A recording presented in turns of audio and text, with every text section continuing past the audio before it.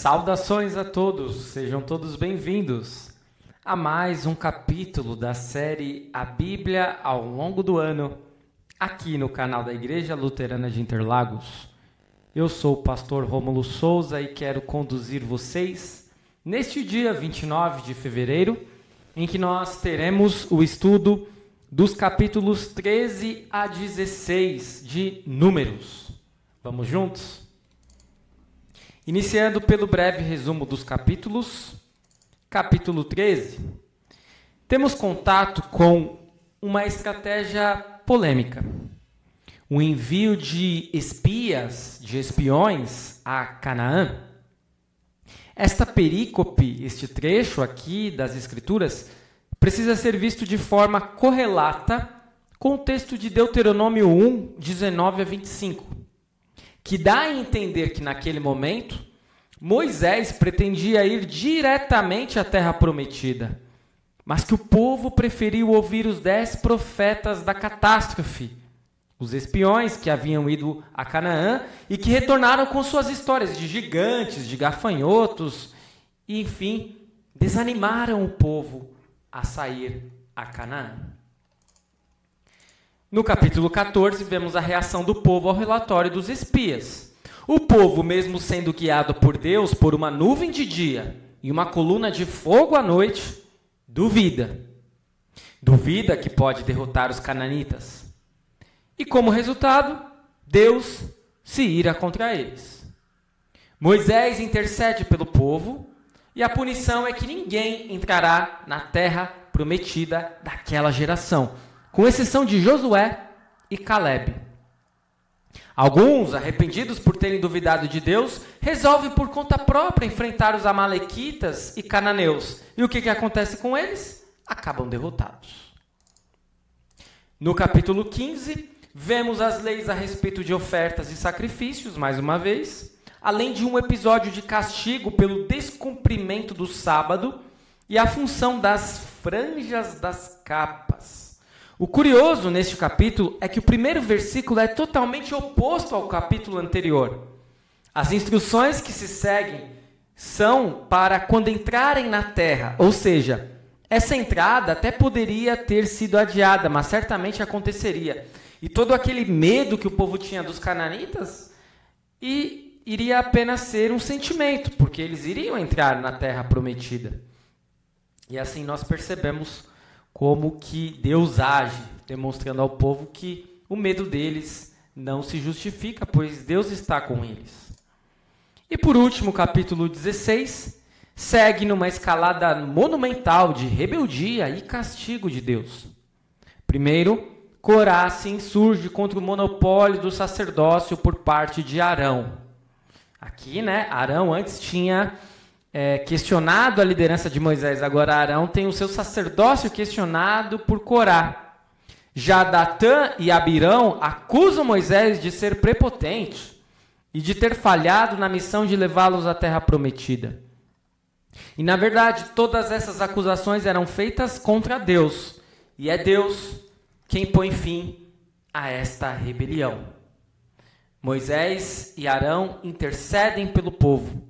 A comunidade, no dia seguinte, ainda se opõe à liderança e fica sujeita ao juízo de Deus, mas foram novamente salvos por Moisés e Arão. Mas, como vocês podem ver aí nas imagens, da imagem da figura, e no próprio relato bíblico, houve exatamente um castigo para lá de ruim, para aqueles que acabaram se colocando contra Deus.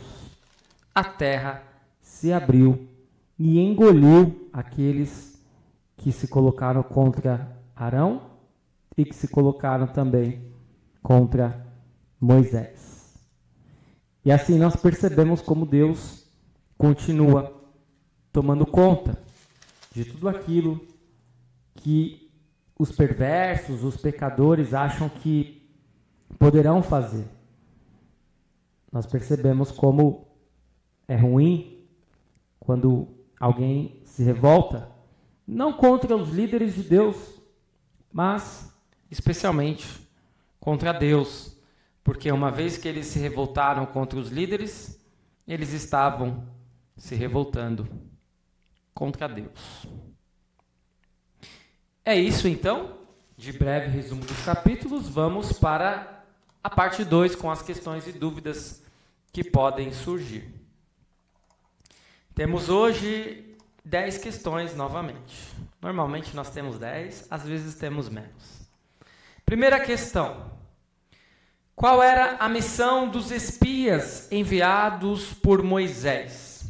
E temos a resposta no relato de Números, capítulo 13, versículos 17 a 20, onde nós lemos: Moisés os enviou a espiar a terra de Canaã e disse-lhes: subam pelo Neguebe e entrem na região montanhosa. Vejam a terra como ela é, e o povo que nela habita, se é forte ou fraco, se são poucos ou muitos. Vejam também como é a terra em que esse povo habita, se é boa ou má. E como são as cidades em que habita, se são arraiais ou fortalezas. Também como é o solo, se é fértil ou estéril, se nele há matas ou não. Tenham coragem e tragam dos frutos da terra. Aqueles dias eram os dias das primícias das uvas. E que frutos os espias pegaram e o que isso denota? É a questão número 2. Temos a resposta no versículo 23 do capítulo 13. Depois foram até o vale de Escol e ali cortaram um ramo de videira com um cacho de uvas, o qual foi trazido por 2 homens numa vara. Trouxeram também romãs e figos. Então eles trouxeram de Canaã uvas, romãs e figos. Questão 3. O que significa a expressão terra que mana leite e mel? Essa é a promessa de Deus, que os israelitas seriam enviados para uma terra que manasse leite e mel. A expressão terra que mana leite e mel significa na Bíblia a riqueza e produtividade da terra de Canaã, o território que Deus prometeu a Israel. Embora estivesse cercada por regiões desérticas, Canaã era uma terra fértil, com terreno propício para a produção abundante de mantimento. Por isso, essa expressão, terra que mana leite e mel. Questão 4. Havia gigantes em Canaã? Nós vemos no relato de Números 13, versículos 32 e 33, o seguinte: E diante dos filhos de Israel falaram mal da terra que haviam espiado, dizendo: a terra pela qual passamos para espiar é terra que devora os seus moradores. E todo o povo que vimos nela são homens de grande estatura. Também vimos ali gigantes, os filhos de Anak, são descendentes de gigantes. E éramos aos nossos próprios olhos como gafanhotos, e assim também éramos aos olhos deles. Segundo a Bíblia, eram um dos muitos povos que habitavam a terra de Canaã antes dos hebreus saírem do Egito rumo à terra prometida. E na Bíblia há uma série de menções a seres de elevada estatura física, dentre os quais podemos destacar os Anakins, que não são os Skywalkers, os Anakins e os Nefilins, sendo estes referidos como resultado da união de homens chamados filhos de Deus, que era a descendência de Sete, que foi fiel a Deus, com mulheres da descendência de Caim, segundo estudos bíblicos. Portanto, filhos de Deus eram anjos caídos e não os homens, uma vez que a Bíblia se refere neste capítulo a filhos de Deus e filhas dos homens de modo distinto. Então vamos lá. Sei que tem muitas informações aí um pouco difíceis de nós assimilarmos. Havia ou não havia gigantes em Canaã? Segundo o relatório dos espias, havia. Segundo as digamos assim, pesquisas arqueológicas, nada disso foi exatamente encontrado. Talvez os homens estivessem com tanto medo de entrarem em Canaã que eles trouxeram essa história. Talvez, de fato, eram pessoas de maior estatura, mas não exatamente gigantes. Mas eles tiveram essa percepção, pois estavam com medo. O que nós sabemos é que, de fato, eles vão dizer isso para os israelitas e os israelitas vão ficar muito assustados. Que é exatamente a questão 5. Qual foi a reação do povo diante do relatório dos espias e quais foram as consequências? Eu não vou aqui ler todo o texto, mas está lá no capítulo 14. E o povo, claro, vai gritar em voz alta, vai chorar e vai murmurar contra Moisés. Quem dera tivéssemos morrido na terra do Egito, ou mesmo neste deserto, porque agora nós vamos ter que lutar contra essas pessoas e nós vamos morrer. Então o povo mais uma vez murmura, o povo mais uma vez reclama. E como consequência, eles vão ser castigados por Deus, mas Moisés irá interceder por eles. E nós precisamos ver qual é a base da intercessão de Moisés pelo povo. Essa é a questão 6, que está lá em Números 14, 15 a 18, onde nós lemos: Se matares este povo de uma só vez, as nações que antes ouviram a tua fama dirão: visto que o Senhor não conseguiu fazer este povo entrar na terra que lhe prometeu com juramento, matou-os no deserto. Agora, pois, peço que a força do meu Senhor se engrandeça, como tens falado, dizendo: o Senhor é tardio em irar-se, rico em bondade. Ele perdoa a iniquidade e a transgressão, mas não inocenta o culpado, e visita a iniquidade dos pais nos filhos até a 3ª e a 4ª geração. Ou seja, a base da intercessão de Moisés pelo povo será: os outros povos vão rir da gente, vão rir do Senhor. Porque se o Senhor é o nosso Deus, como é que o Senhor pode nos castigar desse modo? Então, tenha misericórdia, demonstre a sua misericórdia, demonstre que o Senhor é um Deus misericordioso. Essa vai ser a base da intercessão de Moisés pelo povo. Questão 7. Deus aceita as ofertas dos estrangeiros? Sim, Ele aceita. E o que isso demonstra? Que Deus não é um Deus apenas de um povo, mas de todos os povos. Questão 8. Por que a punição para um transgressor da lei do sábado é tão rigorosa? De fato, nós vamos ver que haverá uma dura repreensão a um homem que não obedeceu o sábado. Não somente ele será castigado, como Deus vai ordenar que o próprio povo castigue esse homem. Vejam lá no texto de Números 15, versículos 32 em diante. Quando os filhos de Israel estavam no deserto, encontraram um homem apanhando lenha no dia de sábado. Os que o encontraram apanhando lenha o levaram a Moisés, a Arão e a toda a congregação.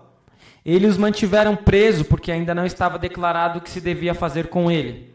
Então, o Senhor disse a Moisés: esse homem deve ser morto. Toda a congregação o apedrejará fora do arraial. E assim toda a congregação o levou para fora do arraial e o apedrejaram. E ele morreu, como o Senhor havia ordenado a Moisés. Nós ficamos chocados com isso. Mas a verdade é que Deus está ensinando o seu povo de que o sábado é sagrado, ele não pode ser violado. E não é simplesmente um dia para ficar sem fazer nada. É um dia para adorar o Senhor. E aquele homem resolveu trabalhar. Então, hoje, claro, isso não vai acontecer. Deus não vai ordenar que toda a congregação vá na casa de alguém que não está indo para o culto para apedrejá-lo. Mas nós precisamos ficar com um princípio. Qual é o princípio aqui?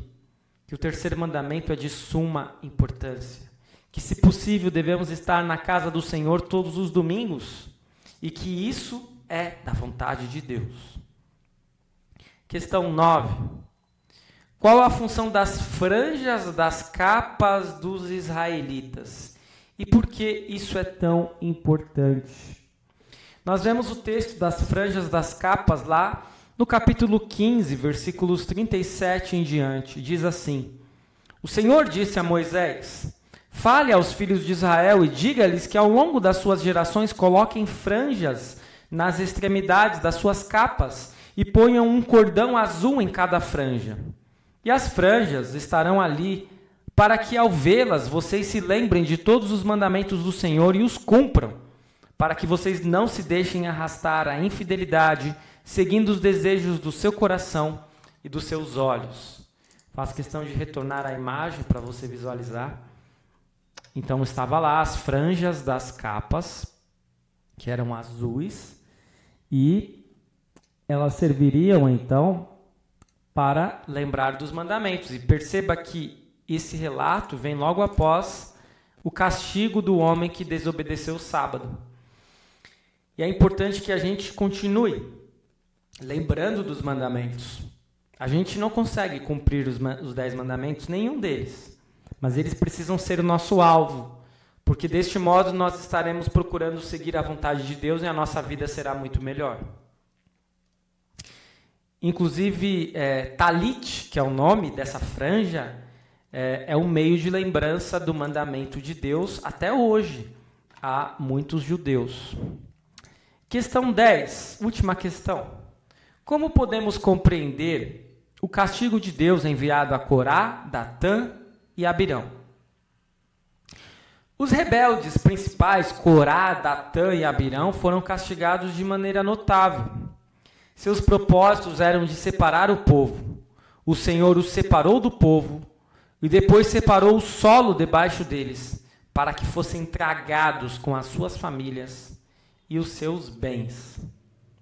E assim nós percebemos que havia uma grande necessidade do povo manter-se unido, porque eles já estavam no deserto, eles já tinham muitas dificuldades, eles precisavam seguir as ordenações que Deus deixava por meio de Moisés. Então, quanto mais rebeldia, quanto mais pessoas em oposição a Moisés e a Deus, mais difícil seria que houvesse uma união. E é por isso que estes homens foram duramente castigados. E finalmente, então, nós vamos chegar na última parte do estudo de hoje com os aspectos teológicos. Temos, mais uma vez, 7 aspectos. Primeiro deles, Deus permite que espias entrem na terra prometida em virtude do pedido dos israelitas. 12 espias, um de cada tribo, são enviados. Entre eles está o sucessor de Moisés, Josué. E assim nós percebemos que o povo estava com medo. E por isso que eles pediram para que houvesse essa estratégia. Mas isso vai se revelar num tiro no pé. Porque os espias vão retornar contando notícias assombrosas e deixando o povo com muito medo de ir para Canaã. E por isso nós percebemos que a melhor estratégia que nós podemos adotar é seguir a vontade de Deus. Quando nós pensamos em muitas estratégias, podemos dar com os burros na água, como se diz. Segundo aspecto teológico, a terra é extremamente como Deus havia descrito a Moisés, manando leite e mel, ou seja, sendo uma terra próspera, fértil. Porém, 10 dos 12 espias temiam os habitantes da terra. E deste modo, duvidando de Deus, Josué e Calebe não estavam entre eles. Quando passarmos por desafios, nós não podemos desabar em dúvidas. Em vez disso, precisamos chamar pelo gracioso Senhor que nos redimiu e nos guiará. Precisamos confiar em Deus. É isso que nós aprendemos. Terceiro aspecto teológico. A dúvida dos 10 espias envenena todo o arraial. O principal pecado, como explicado pelo primeiro mandamento, é a falta de fé em quem Deus é e naquilo que Ele tem feito. Precisamos clamar por Deus em arrependimento e pedir fé a Ele em momentos de insegurança e dúvida. Quarto aspecto teológico. Os israelitas não mereciam o auxílio de Deus e nem entrar na terra prometida após duvidarem. Mas Deus é misericordioso e apenas os que duvidaram não entrariam na terra prometida. Ou seja, toda uma nova geração não vai ser afetada. Isso demonstra a misericórdia de Deus. Quinto aspecto teológico. O sábado é o presente de Deus para Israel, no qual eles deveriam devotar o dia para o culto, aprendendo a palavra de Deus. O homem ajuntando lenha mostra desprezo pela palavra de Deus. Deus considera isto uma blasfêmia, pois o ato do homem segue passo a passo a reafirmação de Deus a respeito do pecado deliberado. A questão do sábado é uma questão muito séria. E nós sabemos que o importante não é o dia, como muitos ainda pensam, mas sim dedicarmos um tempo do nosso dia, da nossa semana, da nossa vida para a palavra. E se não fizermos isso, Deus nem precisa nos castigar com apedrejamento. O próprio castigo vai ser nós não termos acesso à palavra. Nós não nos damos conta disso. Questão 6, aliás, sexto aspecto teológico.